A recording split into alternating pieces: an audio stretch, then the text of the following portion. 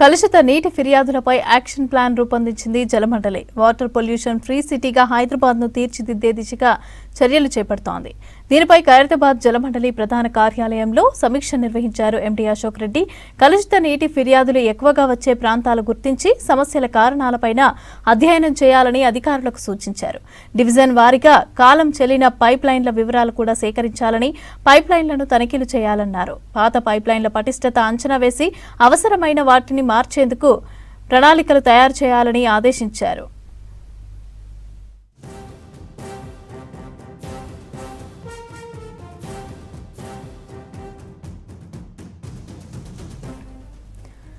రెండు నెలల్లో pipe line పునర్నిర్మాణ పనులు పూర్తి చేయాలని అధికారులను ఆదేశించారు అశోక్ రెడ్డి.